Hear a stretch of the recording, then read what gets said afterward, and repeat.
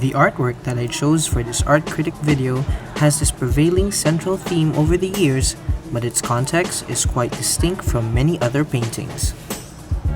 Galleon Trade by Jonomar Salvosa was made in 2014 and depicts the arrival of the Spaniards and the beginning of the Spanish rule in the Philippines. It began with Miguel Lopez de Legazpi sealing his friendship with Sikatuna, the chieftain of Bohol, by blood compact. Blood compacts were usually done by having two people cut their wrists and have their blood put into a liquid mixture, usually wine, and were drank by the two men.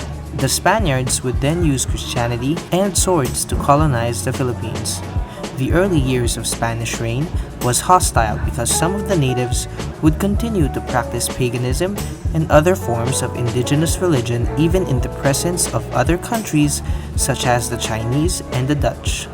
When the Filipinos relocated from scattered settlements into the pueblos, eventually they embraced the Catholic faith and the nation finally became a Spanish possession in Asia. The galleon trade served as a source of income for the Spaniards in the Philippines.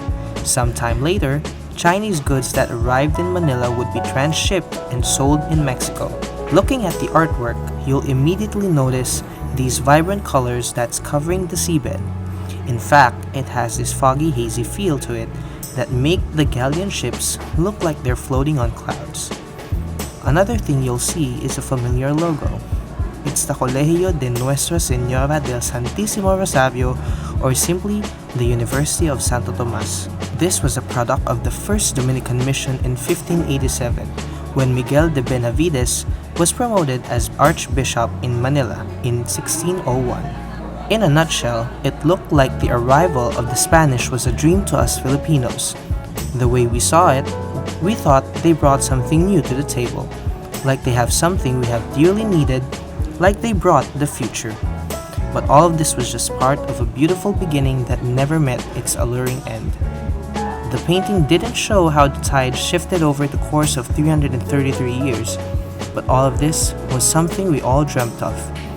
But instead, it turned into a nightmare that molded us into who we are today.